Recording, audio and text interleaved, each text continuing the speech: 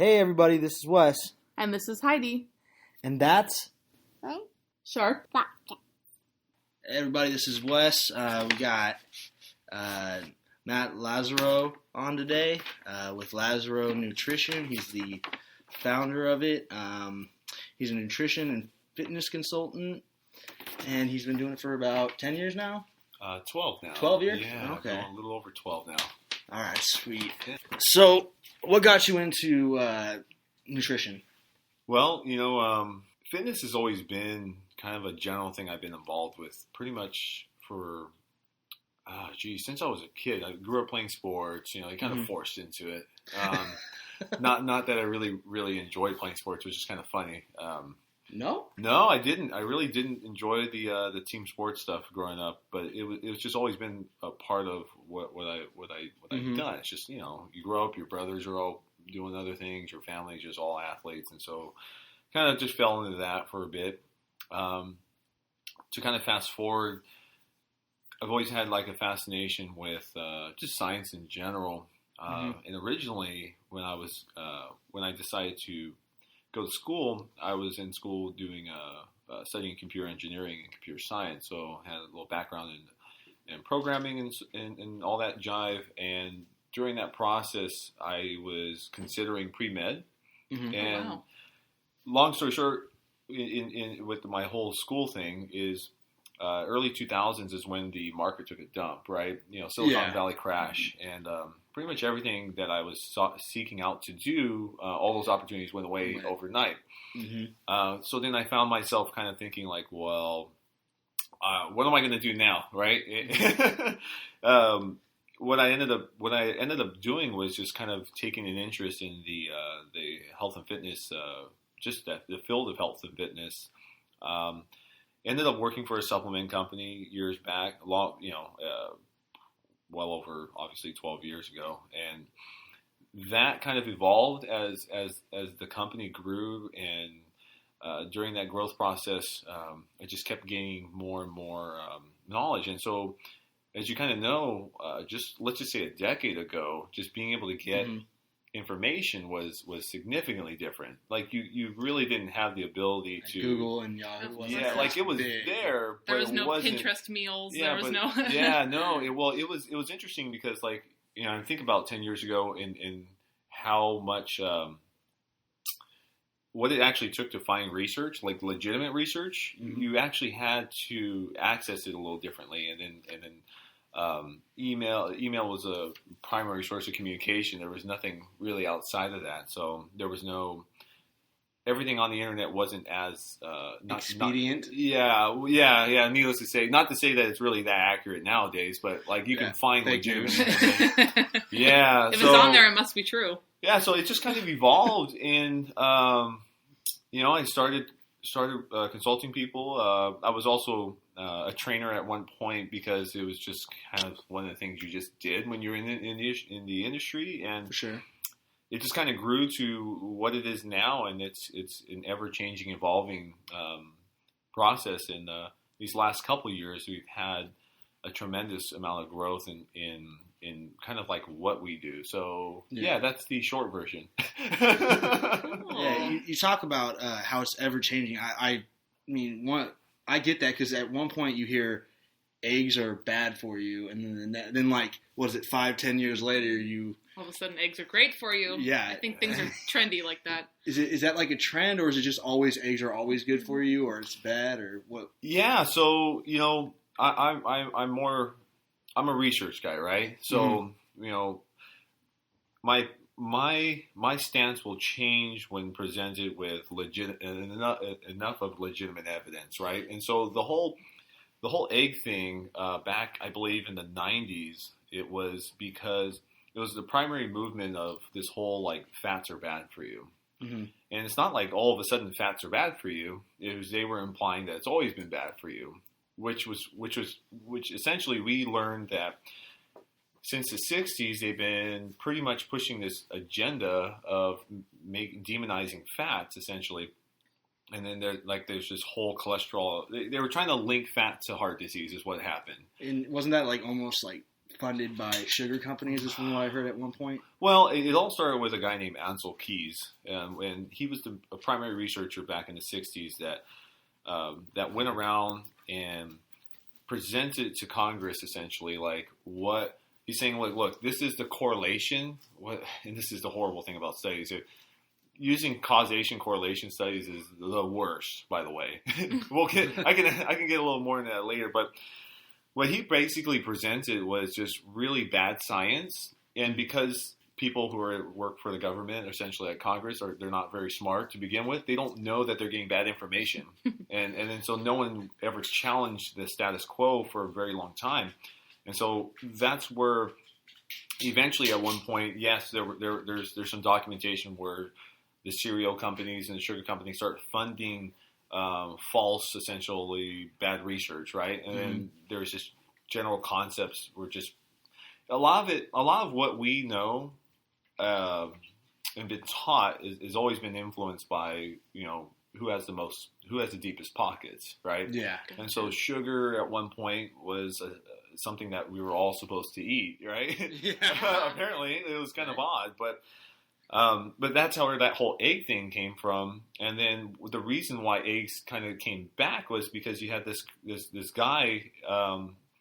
Dr. Atkins, saying, "Hey, we should eat fat," and pissing everybody off. And then so it thank God for him, because if it wasn't for Dr. Atkins, we wouldn't have more research pushing in the right direction to challenge the status quo of this made up bad research. Basically, it's just bad science. Like think about just let's say if you have a physicist, right, and they're talking about a particular thing, you can criticize them. They're really trying to prove them wrong. No one does that in nutrition science. Well, now they do. Literally in the last 5 years, it's changed dramatically. But so that's kind of why that's kind of changed. So eggs have never been bad for you, by the way. She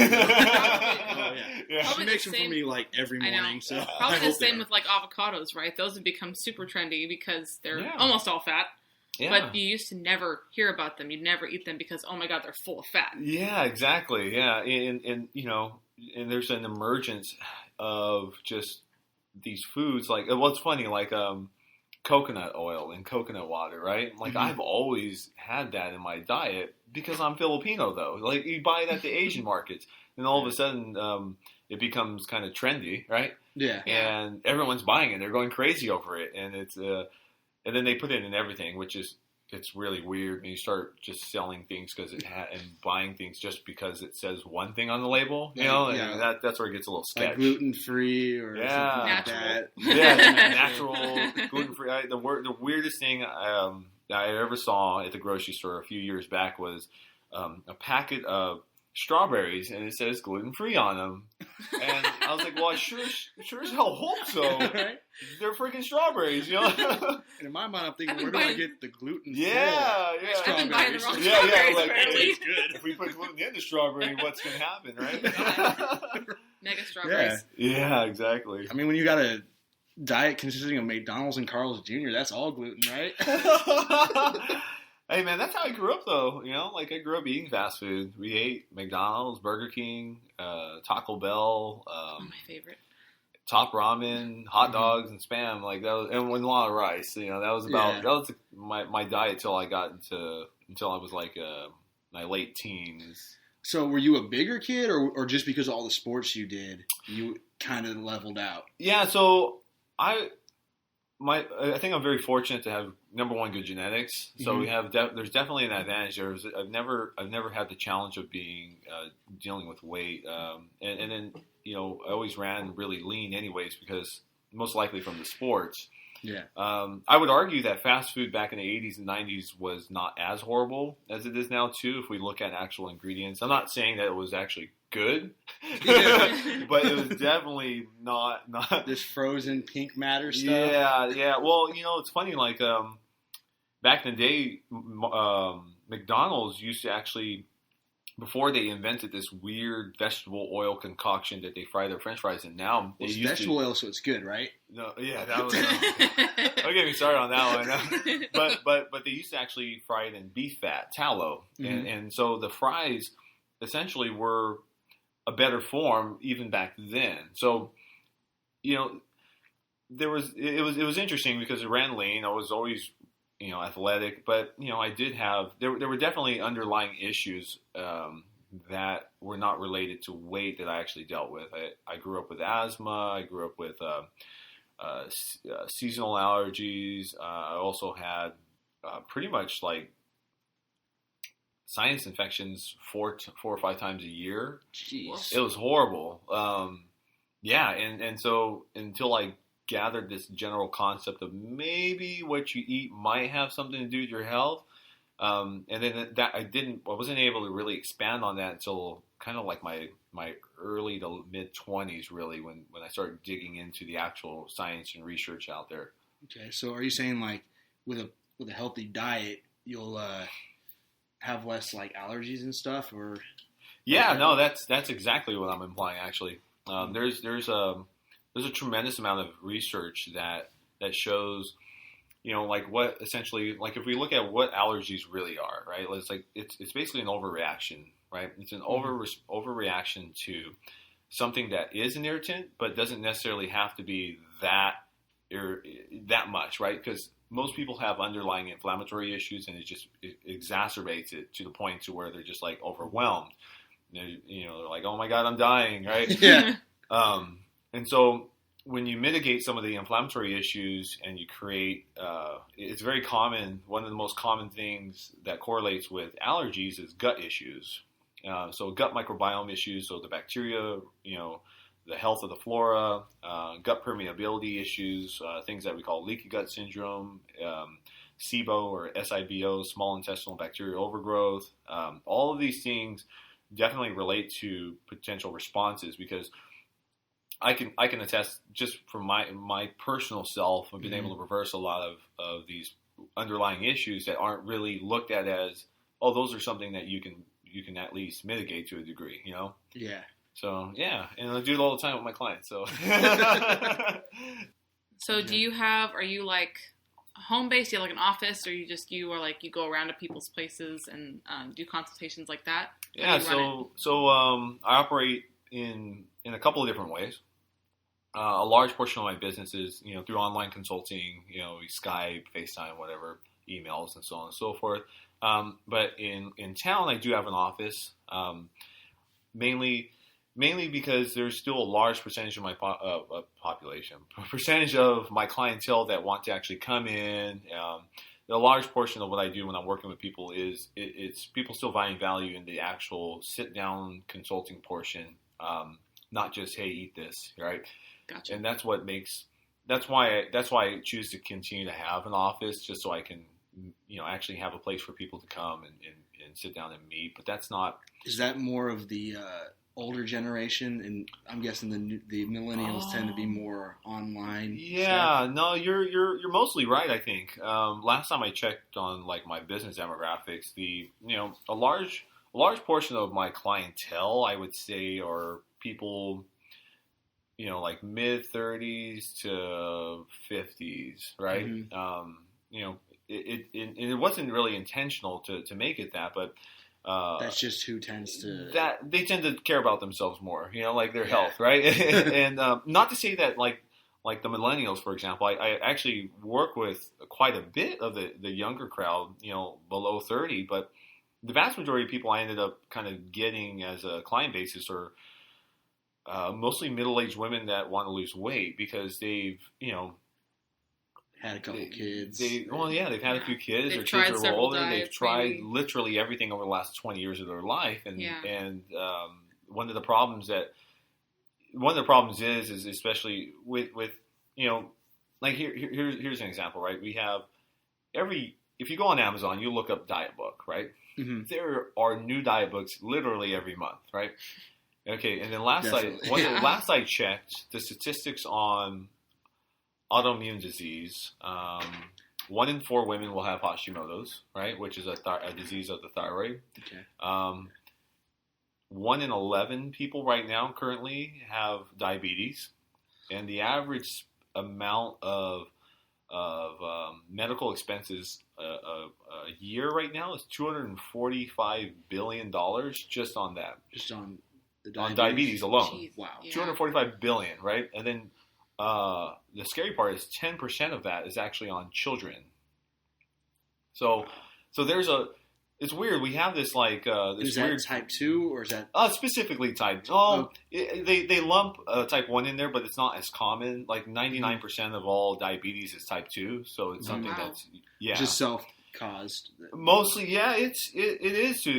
I would argue it is, but I would also argue that it's not always completely the individual's fault because we're not getting the right message. I do say that the medical industry does a really shitty job at actually educating what it means, but there's a lot of other. I think there's a lot of other influences going on because like I grew up really poor, right? Mm. Okay, so when you grow up in the hood, you don't have a Safeway nearby. You have a corner store or a gas station where you buy your food, which consists of usually chips and a whole bunch of other, hot things. dogs, corn dogs. Yeah, or we pizza. run down to McDonald's where you can get, $1 hamburger and stuff. Don't I know it? Yeah, no, yeah, and that's the thing. It's just there's just not enough from an educational standpoint because you have people like me saying one thing that's just counterintuitive to what the general public is still pushing. Even the diabetic community and the obesity community, they're still pushing an agenda that's wrong and it's never been even close to remotely being right. Like that most of your food should be grains or bread. Yeah, that's definitely the food pyramid. Yeah, the food pyramid is the biggest farce. Hey, they changed the food pyramid. They added exercise to it. It's really weird. Like when you. Like if I had a chance to sit down with a board that said that this was a good idea, I would ask them, let's actually look at what you're basing this off of, because there's it does, like when Obama took office 8 years ago, right? Mm-hmm. And then Michelle Obama, I think it was 4 years ago, is when she wanted to do that with the food. Yeah, so the public schooling. I think that originally that was a great idea until she started compromising. So the only thing that the hugest compromise in what she did was basically she basically worked with the junk food industry, and instead of regulating, getting them to be like, hey, let's all get on the same page and stop making crappy food. What they did, the only thing they actually did was say, we're going to change the serving size. Yeah. So that's it. Literally, that's the only thing that was actually accomplished, but that doesn't mean anything because did they made them smaller, basically. So that's why kids are starving. That's why there's the 100-calorie pack. That's where that 100-calorie pack stuff came from. It wasn't. It's nothing else was actually done. Like it was just like, hey, let's just make an imaginary change and tell people to eat less. But that's one of the biggest misconceptions is that, well, it's not based on calories in, calories out. That's not even based on factual science, and that's been wrong since in the 1940s. Yeah, I think I saw something on your Facebook about that. You're saying that it's not calories in versus out. Yeah, and I'm not arguing that the laws of thermodynamics don't exist, but it's not how human physiology completely functions by just measuring perceived calories. And I call it perceived calories because you don't know exactly how much is in there. You really don't. That's what in my head I'm like. So how do I know, like when I'm serving with a spoon, how many calories? There's just no way. And my wife's like, well, they have serving size. I'm like, they do. Yeah, but that doesn't make sense. How do we know exactly how much calories is in that little cut of potato? Mm-hmm. You also don't know how much you're burning. Yeah, exactly. and then we have these right? Exactly, and we have these things like these Fitbits, which is great, and like this watch I have, it's supposed to track it, but I use it for a watch instead. But you use those? Yeah. Oh my god. Yeah, you know what the funniest thing is most people who are under like 25 or around that age group, they don't know what this means. So if I'm not wearing a watch and I go like this to you guys, like what I'm asking, what time is it, right? Yeah. You're like looking at me like blank stare, like why are you tapping your wrist? Yeah. Is this like some sort of? Are you checking your pulse in a different way? Yeah. Pulse on the other side, bud. Yeah, exactly. Shoot, I totally got off topic. What was I saying? We were talking. about research, diabetes, calories in, calories out. Oh, yeah. There we go. We've been all over the place. Yeah, It's all I know. good. But yeah, the whole calorie thing, man, and it's not to say that, it's not to say that eating 40,000 calories of quote unquote healthy foods is going to work different in the body. Clearly you can still overeat, but the premise that we're saying that a calorie is a calorie is a calorie, that's what I argue is incorrect, because certain foods respond differently in your body. Because if that wasn't the case, if it wasn't a hormone response, then that means that diabetics wouldn't be affected by carbohydrates. Yeah. Right? And then different types of carbohydrates, even that most. And so the fact that the general community of nutrition science will not budge on that, it's BS. It really is. But that's why. Well, see, they run by money. They don't necessarily. Well, also, like, if you think about it, like, I love conspiracy theories, but, like... Oh, my God, so do I. I love them, but No. We can go down that rabbit hole later. No problem. But my whole thing is like, if let's say you're a 60, 70-year-old scientist that's built his whole career on this one concept, and now you have some jerk off like me saying, "Hey, dude, you're wrong." Your life's work is wrong. And it's like it's not going to go over well, And rather than them actually looking at new data and running new experiments, they don't exist. The experiments to prove that there's a difference in the way calorie utilization exists, it just doesn't exist, and they won't fund it. It has to be funded. That's the thing. We're talking like. These controlled studies would require to basically lock up a few hundred people, maybe, and control exactly what they eat. And they haven't done anything like that since the 60s, probably for good reason. But I don't know. I think it's okay to treat people like cattle. Yeah, we already do treat people like cattle, That's right? That's why we try we feed them corn. That's right. Corn. Oh gosh, I read an article a couple of years ago where it didn't really get much circulation until recently, and they were basically there's some cattle farmers were saying it's cheaper to feed them the deformed Skittles, the leftover Skittles in candy from the candy factories than it was to actually just give them grain. So, but which is still essentially the same thing. Skittles, that's like pure sugar. Exactly, yeah. And so they beef them up pretty good, Yeah. All their diabetic cows,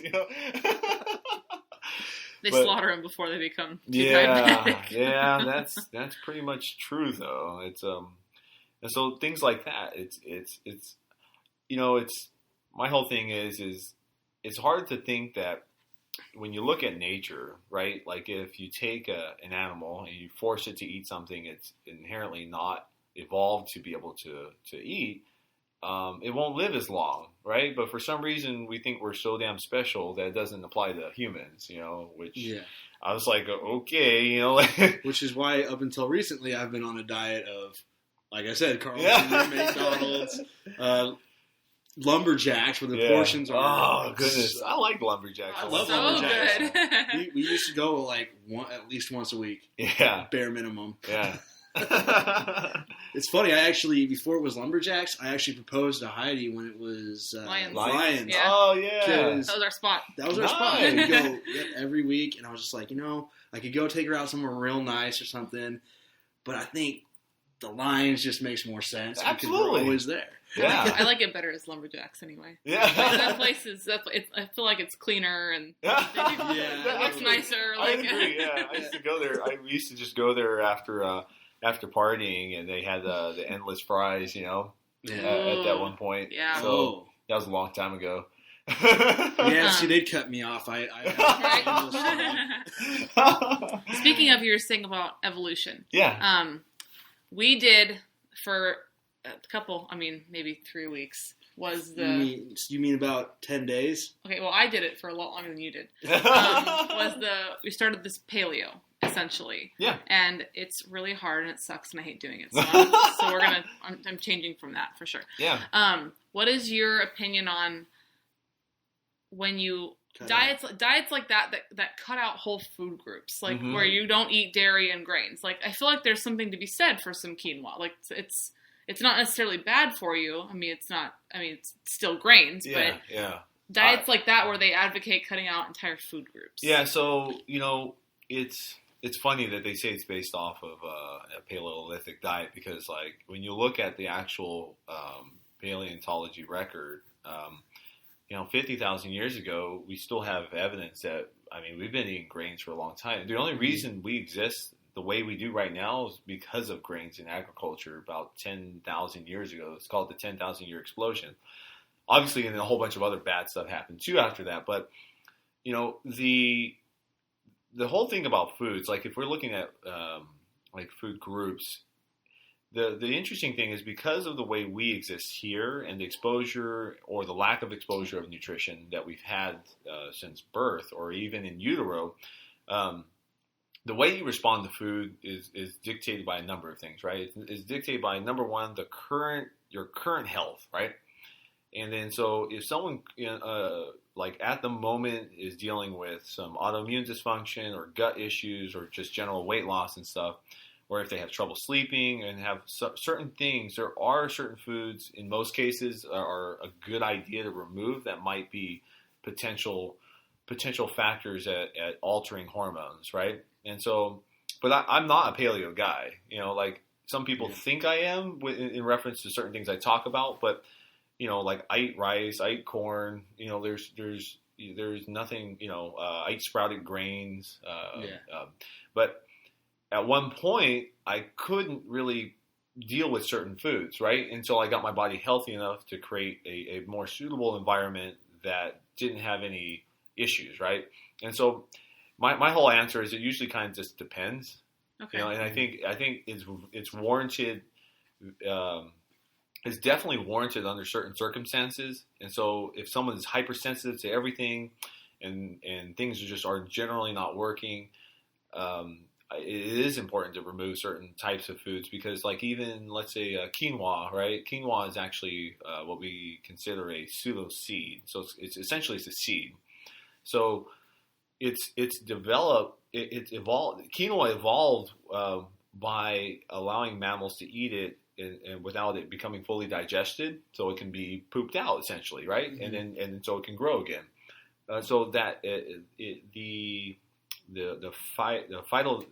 nutrients that it's actually considered an anti-nutrient.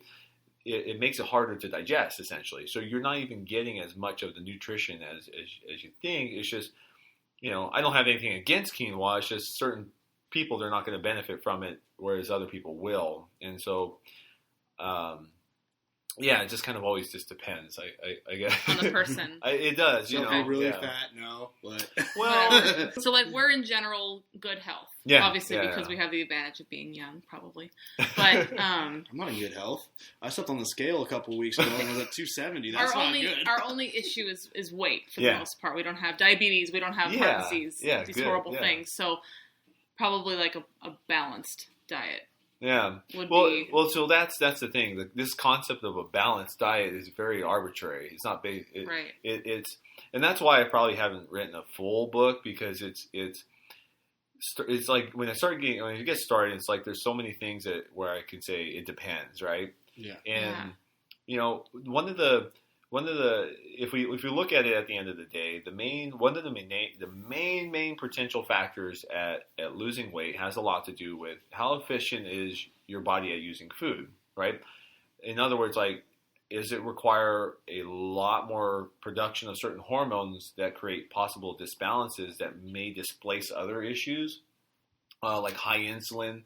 So one thing I see quite often is that people may not be diabetic, right? But if we measured their fasting insulin levels, it's because their pancreas is still functioning to the capacity of it pretty much not making you diabetic. But what it's doing really well is it's making you store fat. And so the more insulin someone's producing more consistently and too often, it's going to make it your body, when there's high insulin prevalent, you can't burn fat. It's just not how it works, And so the vast majority of the problems is it's either overeating of certain types of foods or just if there's a negative response to, let's just say quinoa, for example, then it'll still potentially have elevated levels of quinoa to the point to where the individual may not actually be able to make any progress. So, Interesting. yeah. So a lot of it has to do with hormone regulation. But then how do you also regulate hormones? It also depends on how much you eat to an extent, and then where do the calories come from? And are there any underlying deficiencies that are inhibiting other metabolic processes that are responsible for efficiency? Oh, Jesus. Yeah. So a guy who doesn't stop eating like me. Because recently, when we were on the paleo diet, I didn't stop my, how much I kept kind of eating the same amounts of food. Mm-hmm. It was just healthy food. I lost 10 pounds in 2 days. Yeah. And I literally was eating to the point where I felt stuffed, but I didn't feel bloated. Yeah, that's a big difference. Digestion. I was like, it still hurts because I overate, but yeah, no. Well, and that's the thing. That's a prime example of eating.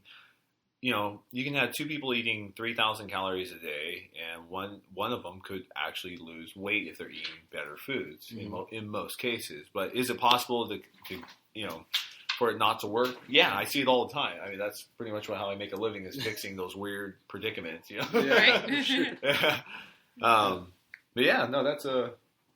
So, me and my wife have gotten into an argument, quote unquote, about soda. Yeah, because we're trying to obviously get healthier, because we got this whole goal for whoever gets to 200 first. Yeah. Competition going on. I told her, I was like, you can't drink diet soda. That doesn't make it better. And she's just like, well, there's no sugar in the diet soda. I'm like, yes, but there's aspartame. I'm like, you might as well be drinking the soda, because aspartame is so much worse. Okay, and my position is, if I'm going to absolutely break down because I can't stand it anymore and have a soda and cheat, I suppose. Yeah. I think it should be diet, because then I'm not getting 56 grams of sugar. Yeah. That's my view. And he thinks, no, just don't break down and do it. But that doesn't make sense. I'd say my whole thing is you're actually both right. And that's the weird part, right? Because damn it. Well, you're both right and you're both wrong, right? So I'm more right. Yeah. Well, okay, so, like I said before, let's look at the research. So the research shows that there's no negative implication towards weight loss when consuming calorie-free products, right? Mm-hmm. But I will argue that there is an onslaught of new evidence that shows that it could, number one, dysregulate appetite. It could disrupt gut flora.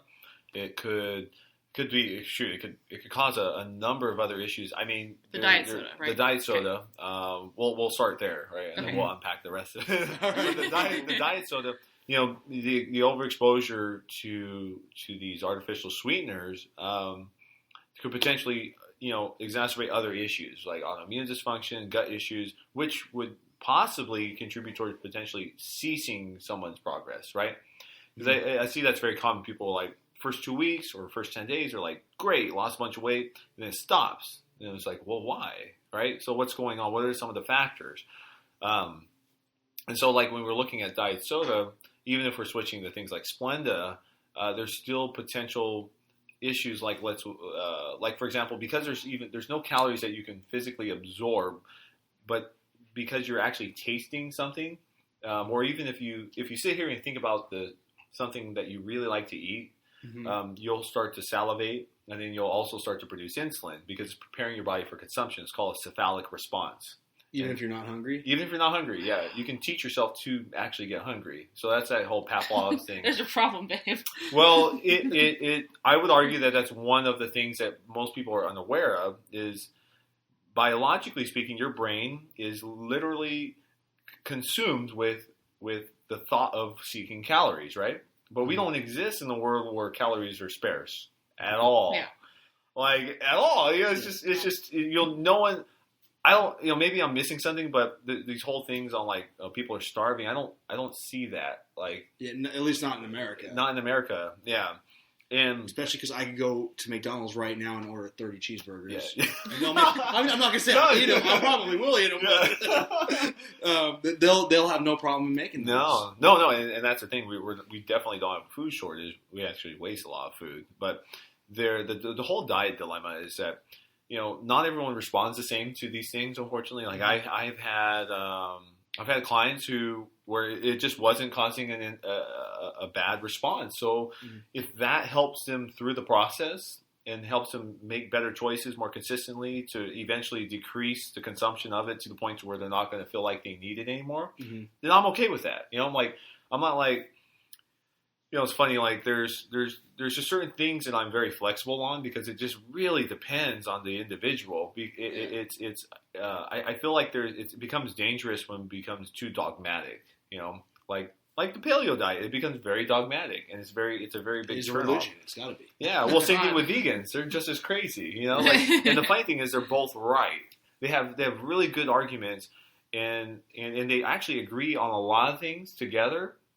But they hate each other. Well, the vegans more hate the paleo people. Vegans hate everybody, man. The problem with the vegans is it's not necessarily a healthy diet, which my wife was pointing out. Yeah. Because you can be vegan and eat pasta all day long, and it's fine. Or eat Oreos, which a vegan told me technically vegan. Yeah, it totally is. Well, and so it's like, certain vegans will argue like that's not how it's intended to be, and I agree, it's not. Because I have people I work with who, because of their religion, they choose to be vegan. I'm like, hey, that's fine. Yeah. At least let me show you how to do it without killing yourself, right? And so, but no, in all seriousness, that's the thing. Like, you have entire cultures and population. I mean, India, you have over a couple billion people in one area. They're all vegans mostly.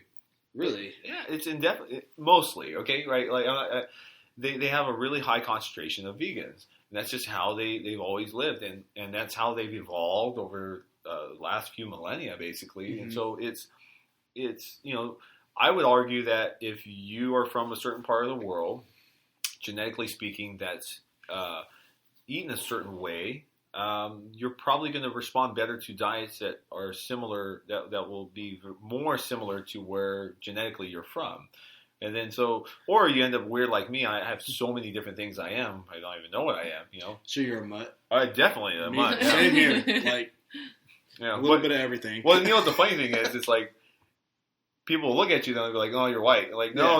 Like, there's like 30 different things, right? I got like 7, 8, 9. Yeah. But my mom literally like counts them off when she says crazy, it. Yeah. Right? Like with her fingers. I know. That's a whole another fun thing. Genetics that's actually something we're going to get into probably by the end of the year, is do genetic, based dieting and stuff, being able to run labs. Well, isn't that racist though?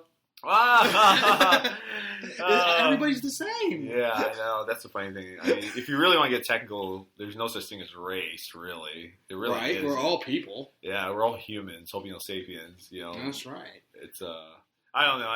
It's a weird. It makes people uncomfortable to talk about facts sometimes, but it's a good way to put it. Yeah.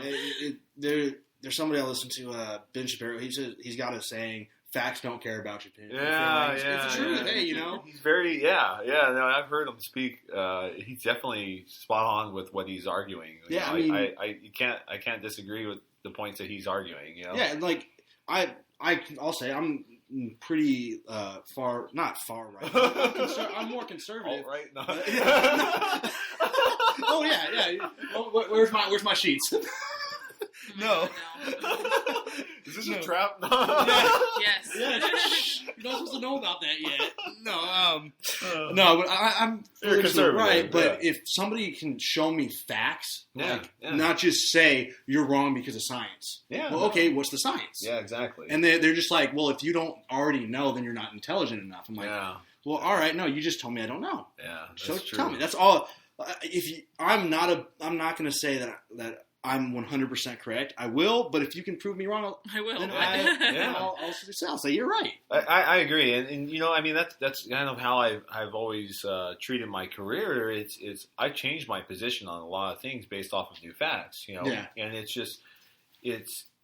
the second, like if I'm talking about if I'm discussing with another professional in my industry, and the second they start talking about, well, I feel like, okay, well, we got to stop. You don't give a shit about what you feel right now. Like, let's look at the actual, like, what's happening. Is it, is it measurable? Can we quantify how effective something is? Can we, is there evidence that we can look at? If there's not, we need to say it's an opinion or it's anecdotal, and I'm okay with that too, because there's a lot of things that we just don't have enough information on. Like, we can't make, for example, like artificial sweeteners. We can't make direct correlation with artificial sweeteners and cancer, but there's good speculation, okay? Isn't it also, like, as far as aspartame, because isn't there also, like, Alzheimer's? Yeah, and so there's good speculation on that, but the problem is no one's funding enough research to actually, because I would imagine, this is what I would guess. My best scientific hypothesis would be, it would definitely come out to be pretty bad, right? Yeah. And but they're not funding that's the main reason we don't have the research, is because it's not being funded and it's not being done, and no one's actually treating it serious, because no one's going and saying, hey, are you sure we should actually eat this?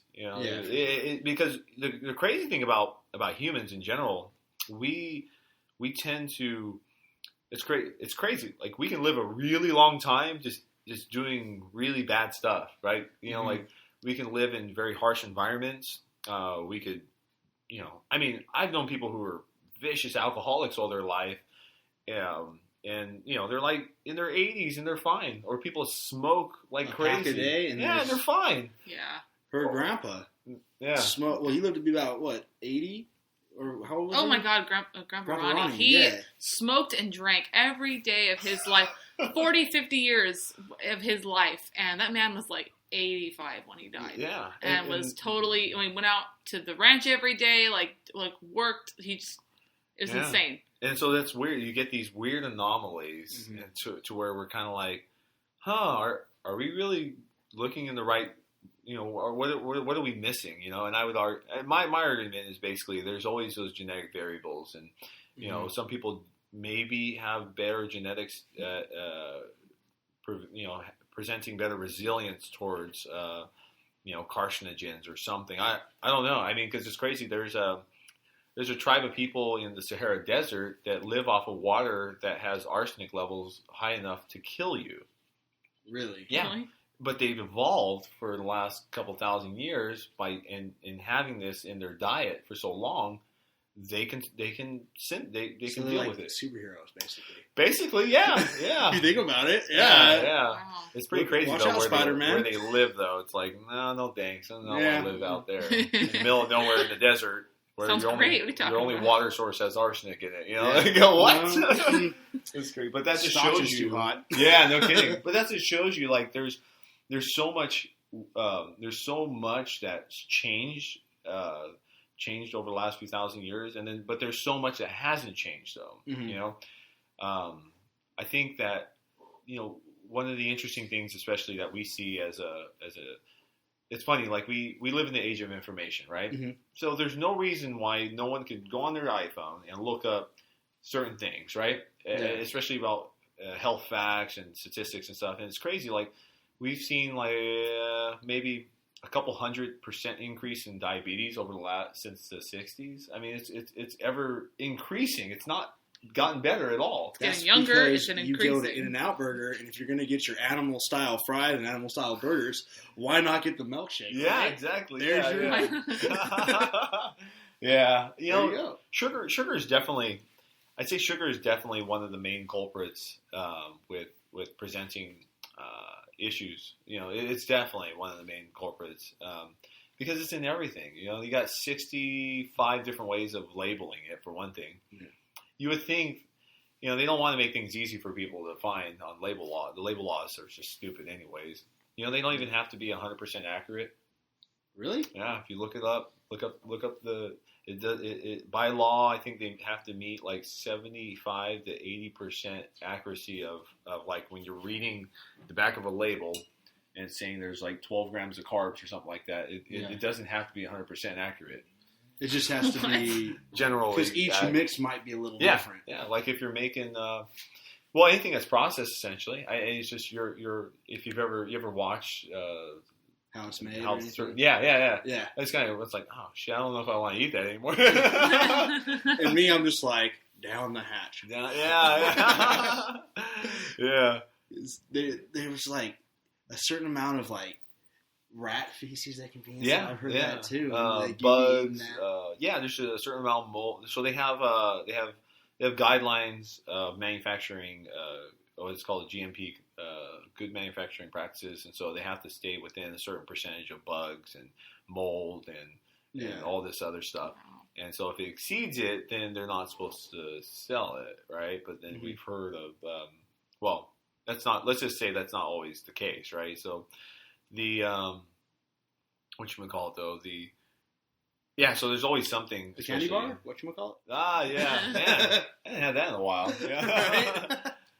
I also heard that if there's if it's only like 1 gram of like saturated fat or something like that, they don't have to actually put it on the label. Or if it's less, if it's 0.5, half a gram of saturated fat, they can say it's 0. Yeah, so same thing with sugar too, and even protein. But they want to label protein nowadays because people look for it on the label. But sugar, carbohydrate, fats. So if it's like 0.0, if it's like 0.9, like they don't have to put it on there per serving. So like let's say you buy a drink, right? And let's just say they're not putting as much sugar, and so let's just say if it said serving size 1 ounce, but then the bottle was 16 ounces, in theory they don't have to actually put that there's any sugar, even though there's 16 grams approximately, but because they changed the serving size. I mean, I eat 16 now grams of sugar like in a spoon. Yeah. Now they can as long as it's brown 0. sugar. Yeah, they can legally put 0. Yeah, supplement companies are worse at that too. By the way. What the hell? Yeah. There's a lot of bad things going on. It's confusing.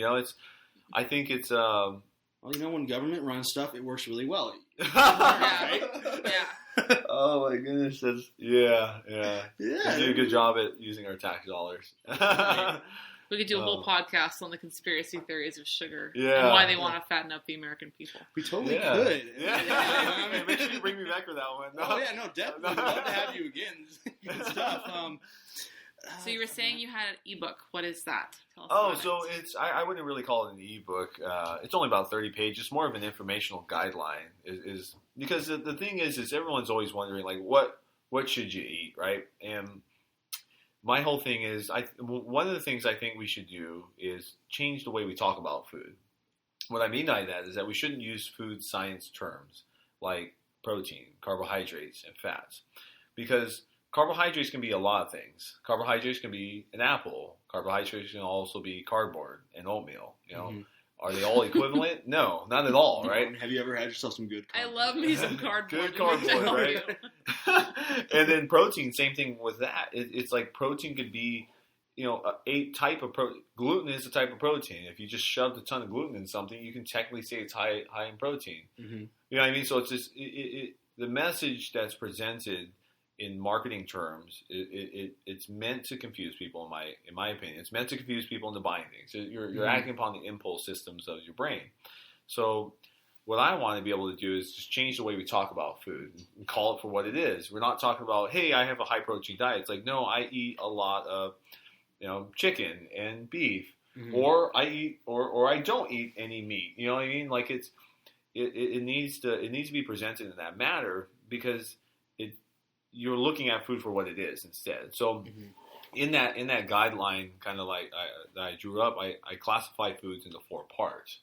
You have your type 1 foods, you have your type 2, your type 3, and then your type 4. Your type 1 and 2 foods are the most nutriently dense, and per calorie too. So you're getting more nutrients per calorie, right? So like kale, like really green. Yeah. But even something like a fatty piece of steak, it's higher concentrations of fat soluble vitamins. You have high concentrations of CLA, or like in a fatty piece of fish, high EPA, or even I would even say, like a poor nutriently dense food would be technically like butter. Like there's a lot of good stuff in butter, and I'm a huge advocate of butter, right? She wants to put the whole stick in, though. Yeah, Yes. but it's easy. It's too easy to eat like a whole stick of butter, or So like peanut butter, like there's just certain things. Oh my God, a whole jar of peanut butter. Yeah. It's so good. And so what I break down is just I give little synopsises of like why these foods are classified this way, and we just call it for what they are. It's like, hey, this is chicken, or this is beef, or this is kale, right? Like, and then towards like your type 4 foods is where I'm talking about like these aren't actual food. They're food like products, which is true. We can't use these definitions that we've been using because it makes it seem like these things are actually meant to be consumed. Okay, which they never were. Like cottonseed oil. Okay, cottonseed oil is in a lot of products that you eat. If you ever eat a bag of chips. Heck yeah, I've eaten a That cottonseed oil is one of the oils that they cook it in, right? You know what Really? people originally use cottonseed oil for in most cases? Like in Hawaii, they put it on their saddles, the leather to shine the leather and stuff. And to dry it out. So you put that in your mouth. A lot. Yeah, there's a Mr. lot. McDonald's. Yeah. There's they made their own solution. It's kind of weird. You know what? Right. That is a fully balanced meal. I already assessed this. You got the lettuce and the onions. You got the meat for protein and the bread for grain. All right. Yeah. The meat, quote unquote meat. What is it like? Taco Bell. And that's the other thing. Like food labeling laws allow companies like Taco Bell to say that it's meat, but it's only 35% actual animal product, right? And then the rest is like soy based. I feel like I read that somewhere. So you cut say up about 30%. Yeah, You got your full meat, right? Yeah, Right? exactly. No? Yeah, no, yeah. it was like they're allowed to say it's 100% like beef, As long as it. but yeah. the percentage of beef that it is 100% beef. Yeah, so it yes, could be only exactly. 30% beef, Yeah. but 100% of that is beef, so it's Yeah. fine. The beef that they put in there is 100% beef, but then they're cutting it with other stuff. So they're not. So they're cutting it mostly with soy because it's dirt cheap. It's one of the subsidized crops, and that's one of the problems, in my opinion, is the fact that subsidies are creating more of a problem overall. But then again, we might have a complete collapse in our ability to actually feed people too, though. So there's weird. Like sustainability is it's something I've been diving into more because. Actually, there's a guy I'm going to link up with soon. He practices sustainable farming and talk about permaculture and all these things. And there's going to come a point where we're going to have to make some serious changes. Otherwise, we're going to completely destroy the way our environment is to begin with. Because the large percentage of all the toxins that are found. And pretty much just wasteful land. I'm an outdoors guy, so it really pisses me off that there's so much land that's just being used for cows to just sit on that they're not even on grass though. What? No, they're just out there. The majority of, and then they still feed them grain in some instances, right? And so like if you go through Coalinga, right? So if you're going up to 46 towards Santa Barbara, Okay. There's no grass out there. It's all dirt usually, just complete dirt, and we're talking hundreds of acres. And it's just the cows being, force-fed, grain basically, and that doesn't even make sense because you could literally just grow the grass there and they'd tend to it. That seems like it would be a more viable option and more humane because you think how hot does dirt get? Yeah, exactly. The grass makes it a little cooler. Yeah, it's very weird. There's just a lot of things that just don't make sense, but it makes sense because eventually they're going to hook us up to the machine. Yeah. Conspiracy theory, come on. Because virtual reality is becoming more and more of a thing. It is, yeah. You can go on a hike in your bedroom pretty soon. That's all I'm saying. Oh God, I would hate that. It's interesting. I would argue that we're already to a point to where machines are a direct extension of us already. You know what I mean? Like my cell phone never leaves my side. it runs my business, but most people, even if they don't have a business, it never leaves your side. Yeah, it's a direct extension. Breast pocket when I'm at work. I've got it on me right now. I'm not even planning on using it for the next. Yeah. Well, that's the thing too. It's just we're so integrated with electronics or machinery, like hearing aids, right? That's another thing. You can put pacemakers in people. Yeah. You know, they're working on like just different robotics for hands and amputee. Oh, it's amazing. Yeah, like the hearing aids, they're Bluetooth compatible now. So it's amazing. Like, so what's to say that I used to watch a lot of anime growing up, like Ghost in the Shell, and weird people did. Or maybe the weird people did. I was kind of a nerd, but how old are you? I'm 30. What am I? 4? Something like that. Wow, he doesn't know his age. I think so. Something like that. So I feel like after 30, you stop counting. Yeah. So I think my generation was a little more accepting of anime than maybe yours. Probably, probably. Probably. You got Dragon Ball Z. Yeah. The 90s. That came out when we were kids. Mm-hmm. Yeah. So I used to watch all of that stuff back in the day. It's I don't know. I'm a bit out of touch with a lot of things, but I remember watching things like it's pretty crazy seeing like Ghost in the Shell is coming out. It looks so awesome, by the way. But they're like androids. They're merging with machines, and it's like, why wouldn't you want to take the opportunity? I would. Like, if someone says, "Hey, we're gonna give you some robot eyes," and because that's how the government gets you. Yeah, that's true. That's true. I'll get on the black market then. Well, the comedian Bill Burr made a very good point. Like they put all these like things like, oh, you don't want to lose your child. Yeah. Like they put a thing around their neck. Well, what if the thing falls off? We just drill it in their skull. And eventually, that's how you're going to pay for everything. Yeah. It's like they'll just turn your chip off. I think it was in... Mark of the Beast. Yeah. Well, they were... I can't remember what country it was, but they started using those internal devices on people to be able to scan. It was an article. Opening. It was an article. Yeah, I read it. I read it too. Yeah. It makes life much easier. I think it was a company. Yeah. And it was for their employees so that you could get in. And I was like, Walmart actually was doing something like that recently. That's a little scary. I was like, that's scary, and I will never do that. But it's interesting. No. So, like, if you think about it, like, okay, people like us will probably be more resilient to it. But I would imagine this is just a guess. Like, my kids don't know what life is without the internet. They don't know what life is without Wi-Fi. Like, I barely know. Yeah. Oh, yeah. Yeah, we barely just remember all these things. Yeah, and so like, okay, so I remember growing up and because I was always into computers anyways, and I remember in the late 90s the concept of the iPhone was just a concept. Like our IT teacher that was teaching us with Windows NT, which if you don't know what that, if you do know what that is, then you're a nerd, right? But it's but the whole thing was, it was like, I remember just these things being general concepts and actually watching this become real now. And that's a very short period of time. We're talking less than 20 years.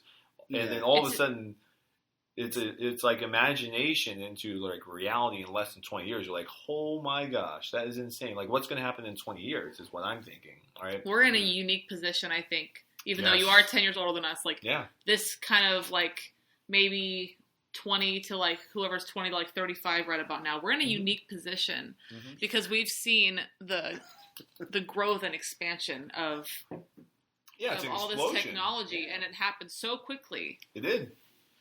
Well, look at social media. Social media technically has only been really popular for about 5-6 years. If you really think about it. Because see, I remember being on, you guys know what Friendster is? No, okay. I was going to say MySpace. We go back to MySpace. Well, then MySpace came after Friendster. Yeah. Oh, and really? then I never even heard of Friendster. And then like even back in the day, when everyone was illegally downloading everything. LimeWire. Yeah, LimeWire, Morpheus, Napster, and when Napster was illegal. And then we used IRC as that was our main way of chatting. It was just a different way of using a messenger, basically. Okay. And so it was, I don't know, things were just, it's so interesting how, like, we went from nothing almost to literally just, like, living in a sci-fi. Yeah, we're all, you got Facebook, Twitter, which I don't even understand Twitter. I try to. Get Twitter. I'm like, so wait, how does this work? I'm talking to this person. Can they see what I'm saying? There's no walls or what's going on here. Facebook's just so simple. Facebook's nice. Yeah. You know, it's interesting. Most people in your guys' age group don't. You guys, they typically, because I look at a lot of these things because it's a marketing tool for me, right? Oh, for sure. Most they're usually on Twitter and Snapchat. Yeah. I think Snapchat is a little bit younger than us. Yeah, they're actually. Yeah, I work with. Right, yeah. at Starbucks, I work with most of my baristas are 18 to maybe 21. Yeah. And they're all into Snapchat. Yeah. And I'm over here 25 looking on my Facebook. Yeah. So I think it's even a little bit further. You guys do Instagram too? I have an Instagram, but it's not like very it's not like my life. I mainly post about my lizard. Yeah. No. Oh, that's awesome. Lizardgram, there you go. Yeah, no, it's just fascinating how those things kind of evolved. And my whole thing is like my son has known how to use a handheld device since he was 2, like, and efficiently too, not like fumbling around, but like know how to access things, look up things. And I swear, and see people always, and see, this is funny, right? They say, I remember they used to say when I was growing up, like, oh, you watch too much TV, you're going to be dumb. Well, I literally, all I did was watch TV and play video games growing up. That was it. And then, obviously, I went and played outside. You're not brain dead right now, right? No, totally not. No, very intelligent guy. But and so, like, there's always, like, this weird resistance from the older generations implying that they know what's going to happen, which are inevitably always wrong, in my opinion. And so, like, there's this whole thing right now where they're saying, your children need to get off devices, which I would agree for other reasons, actually, and I'll get to that. But like the problem, the benefits are unimaginable because my son, he's 7, right? Mm-hmm. He reads at a 6th grade level. I was like, I could barely read at 6th grade level when I was in 6th grade. Like, yeah, right.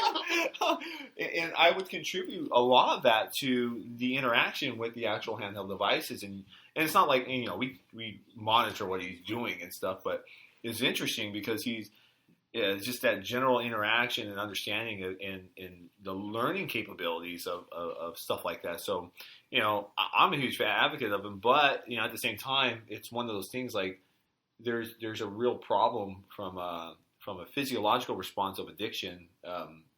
They call it. There was this good article in the New York Times. They called it digital heroin, and but there's a real thing about this. It's a real thing because anytime anybody is actively hitting their pleasure area of their brain, just reward center of the brain, which is going to be done with the interaction of devices or food or drugs. I mean, that's why humans, that's why we love drugs and alcohol and sex. That's why there's like what 90% of the internet is pornography. Like that's like the duh. Yeah. Come on. But now you put this little device that hits that reward center on this child who has no understanding of what's called like impulse control, and then now they're literally just being enveloped by it, and they're addicted, literally addicted. And so that's the downside, I'd say, but for sure. I mean, but it's important to. I mean, it's moderation, right?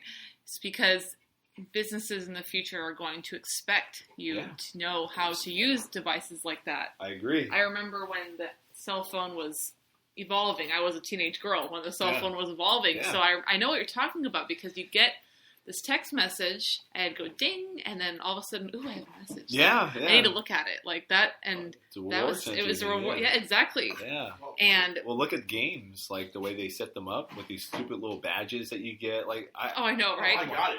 I got them all. Yeah, exactly. And it's just like video games are a prime example of how efficient that works. Do you like to travel a lot?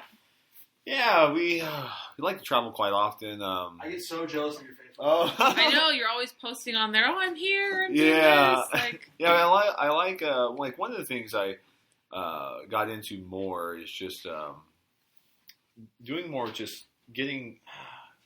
I guess just being outdoors in general, but gotcha. I don't like your just typical outdoor stuff. Like, hey, I'm just gonna go to the park. Like, I have to be like literally in the middle of nowhere. Is kind of the kind of stuff I do. So long turn stuff, Wrong turn stuff. Yeah. So it's pretty crazy. One of the last places we went, we're about, we were the only people. We were only people in the area. I mean, we didn't see, and we're in snow too, so we don't see tracks. So we know we're literally the only people. I mean, so you find bear tracks and deer tracks and stuff. Yeah. I came across a bear den. That was a bit weird. We were like, we got to leave this area. We need to leave now. Yeah. Hump a little bit. Yeah, oh my God. But like But it's just one of the things where I feel like it allows me to kind of be grounded, I guess you can say. A while back, I guess where I first met you was over at Valor. And the thing about me is that I think there's just a weird thing where I need to feel like I'm doing something very challenging, Mm-hmm. And Muay Thai is definitely challenging because you get to fight people, and I fought in the ring. I fought for 2 years, and that was great. But it's like, man, like in your 30s, and you have a business and kids, and it's just like trying to manage that. It's just not really. Yeah. Well, it sucks because I hear where you come from. What was it, about 6 months ago? I had to go out they let you out of the contract. They let me out of the contract. Yeah. Because we had a second kid on the way. And yeah. It's a pretty penny, Yeah, no, absolutely. Fun. I loved it. Absolutely. But it's like I work on average like 10 hours a day. Yeah. And it's like, that's. And then to come home and then have to get back there at 7 o'clock or whenever it starts. It's like, do a plug if you guys are looking to get into martial arts. Definitely Valor. Yep, you gotta They'll go take there. Care of you there. No, seriously though. But yeah, it's just I've always had this sense of seeking something that just at least helps me unplug from I deal with I work with a lot of people on one-to-one, and it's just we live in a. This is my whole thing. It's like we live in a civilization that's not really that old, and what I mean by that is like we don't really know the potential negative ramifications of living with electronics and completely isolating ourselves in these temperature-controlled environments where we manipulate the light and where we just have – it's too easy to live. You mean houses? Mm-hmm. Yeah. What? Yeah. So, we're not in a bubble. We're in a house. Yeah. we got Matt over here like, I like to sleep on the dirt. I do. So one of the things is that is the way the human body works in general. It works off of being able to respond to the environment, but then when there's not enough challenges overall, right? It becomes stagnant, in my opinion. And it's not to say we don't have challenges, because I think our challenges are there, but they're warranted in other ways of stress, right? Of work stress and just things. They're just made up. I hate to say it, but they're just kind of made up things. They don't really have to exist, but they exist because we choose to allow them to exist. Like first world problems? Exactly. like being worried about paying the mortgage, for example, and things like that. And so my thing is like, to an extent, I want to always feel that I don't want to feel comfortable all the time, because then it this allows me to have that ability to kind of have introspect on certain aspects of things. Yeah. And so, when you're backpacking out in the middle of nowhere, you're doing 20 miles and you're at like 8,000 feet up, and you feel like you're going to die, but it's worth it. Like it doesn't make any sense. I feel after I climb a flight of stairs. Yeah, there you go. Oh my God. Yeah, but exactly. There's this sense of like for someone like me, I guess you can say it's I think it's important that we have things that check our ego, that make us understand that we're not that important, really. And I know people would argue with me that that's like that's not the case, but at least in my life, like me to realize that I'm not as if I was to disappear, it wouldn't make that big of an impact. Because there's 6 billion other people on this planet. And, I think when we run around with these large egos and stuff, it's not that beneficial to us and not beneficial to us, those around us, unfortunately. And when talk about humbling, getting your ass kicked when you're hiking through snow. It's definitely, Definitely. I mean, I'm thinking about doing a Spartan race with my buddy. That's only like 3 or 5 miles. Yeah, well, it's because I don't believe in participation trophies. And all he does... I agree. He doesn't even make... we had him on, what was it, last week? Podcast, last week. And he's talking about how, I do these Spartan races, and I get these medals, and I'm going to get like 3 of them this year. I'm like, okay, so like, you're coming in like first or second? No. Yeah. I'm just finishing. I'm like, so are you finishing all the events, like you're climbing the rope? No, I get to do burpees instead. Yeah. You don't deserve the medal. Yeah, it's interesting. You know, I got into them just because I was always searching for something challenging. Mm-hmm. But I get it. You know, I think I criticized them for a long time until I actually was like, well, if I'm going to talk shit about something, I better at least try it. Oh, so you've done a few? Yeah. And I'm going to do a couple more this year. Okay. You got the one in June coming up at Monterey, and then I'm going to do the one in Tahoe in September. But you know, I do them to. It's fun in the aspect of you get to really just test your will, you know, and it's not shoot. I feel like I test that every damn week when I go out in the middle of nowhere. But still, it's like why I feel the desire to do it again. I don't know, but. It's I see it's a nice controlled environment for people to be able to do that without possibly killing themselves. Even though they might people get hurt all the time, but it's still it's just still one of those things like you're out in the middle, you're out in the dirt, you're getting dirty, you're it's fun. It could be fun, but it's also just that struggle. I think more people would be happier if they learn to appreciate the in between, the struggling part, right? Yeah. And that's the part that everyone wants to fast forward through, and that's the best part where we learn most of it kind of reveals who we are more, So yeah, for sure. Yeah.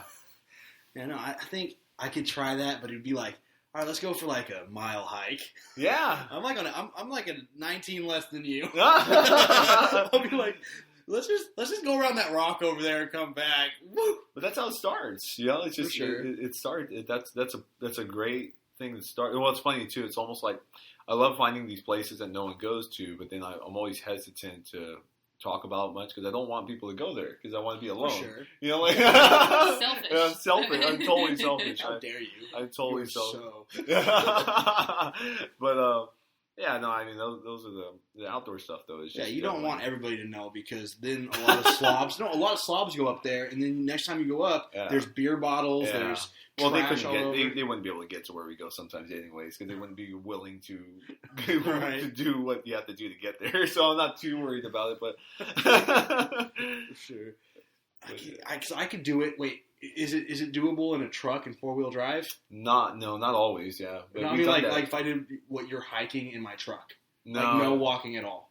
Sometimes, like no walking at all. Sometimes you could. We'll find what they call the fire road trails, right? Okay. So they're just wide enough for someone to drive up. Sometimes. We remember we got stuck on one actually. Okay. Kind of slid off a little bit. Oh God. Yeah, that's a little scary. It's pretty scary when there's like 1,000-foot drop right on the side of you, but a little more scary than the bear den, right? Yeah, kind of. I don't know. Like everything's relative, I guess. Well, that was a fiery den. Yeah, that was a fiery den. But you got to remember. Yeah. But it's interesting. Like bears to my, I've only encountered bears like in Yosemite, and the bears in Yosemite are very much they're just used to people. You know? For sure. But then when you start getting up to the high Sierras where no one is, and the den with the babies. Yeah, well, see, that's the thing. Like, God forbid I ever come across a mother bear with babies like that. But black bears typically just aren't aggressive in nature. You just scare them off, basically. Kind of like dogs. Most dogs aren't going to attack you. They'll chase your ass, but they won't really won't attack you. You bring like a 45 with you in case, right? I do. I do carry a 45, specifically a 45. Yeah. Because you take a 9. A lot of people don't know this. Yeah, it's not going to do much damage to a bear. More than likely. I would argue I'm not sure how much a 45 is going to do to a 500-pound animal anyways, but it might scare them off. It depends on where I hit them. The lower ones, because if you even hit the skull is so thick. Yeah, I agree. It just hurts them, but it makes them mad. One thing I learned about ballistics, off subject, but not that it matters, right? It doesn't matter. Yeah, I love firearms, but one of my firearms instructors was showing us the ballistics of 9mm and 45, and they're not that different to an extent because apparently the 9, because it's lighter, can travel faster. 1,000 feet per second. Well, I think it's just the velocity is more, right? Yeah. But then, so let's say you change the type of ammo to a hollow point, a hollow point. Yeah. So I don't know. Like I really don't know because I hear a lot of opinions on that thing, but I just never. I'm a data guy. I just never seen actual people be like, this is provably the difference. I'm like, I don't know, but I like shooting, but I only have a finite amount of brain space, I think, so I just focus on like this nutrition stuff. For sure. Right? That's how I feel all the time. Yeah. I'm just like, I only know what I know. Everything else, everything else is just kind of like, well, I like it. Yeah, I know makes sense what you're saying. But Yeah. Yeah, no. Basically, what I was told, because I had the choice when I bought my firearm to choose between like a 9 and a 40 caliber. I should have went with the 40 caliber. My brother, who's in the military, that's actually what he told me. He was like, "Yeah, you should have gotten the 40 because it's got that extra like a 9mm, because how fast it goes, the speed, the velocity of it, you can go right through. It goes right through you. Where the 40." I think that's why the cops changed from using 9s to 40s, actually. Yeah, it's a little heavier round. Yeah. Yep. So I don't know. Most likely, like if you're dealing with a cracked out guy who's on PCP and you shoot him 3 or 4 times and go straight through, just let him go, man. He's like, "Oh, I'm gonna keep running." Yeah, just let him go. Just follow him with your car. That's a whole other thing. Anywho, well, I think we should probably get over to the weight loss challenge part because we're at like an hour 20 now. Yes. Oh wow! I talk a lot, guys. It goes fast. That's fine. No, it goes fast, right? I like this was a fun episode, and we definitely want to get you back on at some point. Absolutely. So, who should go first with the weights? Well, we've also got to call Kyle or text him and one. Well, I just texted them and they haven't texted back. Oh, they suck. So I'm going to make up their weights. We're going to make up weights for Kyle and Juan today. Okay. I'll wait. No. Okay, so Kyle, who started out at 217, and last week since he didn't... no, you're totally wrong. Okay, I gave him 245. I was like, he ate terribly, and he's at 245. Oh, no, he texted us after that and said that he was at 220. So 220 last week, and I don't know his weight this week, so we're going to make up another weight. And he was a little better than he was last week. Like I said, he got to 245 last week. He really pulled it together, did a few runs around the block, and he's at 235. 235. Okay, Kyle, you're at 235. You better keep going, son. Yes, it's very sad. Okay? And Juan has eaten terribly, and he is at, what did he start at? 224. 220. He got about 255. Yep, he's 255. He went to McDonald's every day. That's why every we single don't day. do that. We don't do that. Oh, man. 3 days. 3 days. Okay. So my weight, what would I weigh in at? You were at 257.2. There, 257.2. I was at 260 last week, and I didn't change my diet much. I still ate out, had Mexican on Tuesday. I had, what was it? We had pizza on Thursday. And he still loses and I still lost 3 pounds. I still lost 3 pounds. And he still loses 3 pounds. That's because I work overtime. Yeah. Well, I'm still holding steady at 240, unfortunately. I think I did not eat very good. I start out really good in the morning, and I last all through lunch, and then like 6 o'clock the cravings hit. Yeah. And that's when I go through this horrible eat everything in the house period.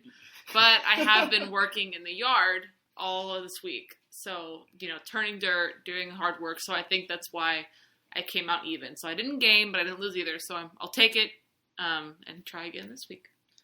Looks like we're going to be going to, where do I want to go? Hiking? No, I didn't want to do that. Well, actually, I would have. Who wants to do that? That does include that because we're going to go to Lake Tahoe in a cabin if I win. Oh, nice. And there would be some hiking involved. Yeah, that's the challenge. I'll give you some trails to hit. There we go. And we'll be at 200. Well, I'll be at 200. You'll be at 210. 210. That's the margin you're going to win at? I don't think so. Yes. Nope. We're going to be sitting on a beach in Santa Cruz because I'm going to get to 200 first. I have less weight to lose than you. That's awesome. I'm continuously losing it. Well, alrighty. So, Matt, where do we get a hold of you if anybody wants to? Where can we plug you? Yeah, no, you can either go to my website, it's lazaronutrition.com, or you can find me on pretty much all forms of social media. I'm on Facebook and Instagram quite a bit. Unfortunately, I'm on Snapchat also. You just look up my name. Yeah. Snapchat. Yeah. I'll snap you. I use all the filters on my face. No. if you're the emailing type, you can email me at info@lazaronutrition.info. Yes, it was info both times. So it's an interesting email. I was like, wait, there's no .coms, there's no Yahoo. I feel like this is spam. Yeah. I like the way it looked. It just made people think twice, so that when they look at that one email, it kind of sticks to them. Yeah, they're like, what? Yeah. So again, I'm going to plug Jump for Hope. It's going to be next weekend, right? The 20th. On the 20th. Is next weekend, yeah. It's next weekend. Go check them out. If you guys got any change to donate, they got a GoFundMe account on GoFundMe / Jump for Hope. Yeah.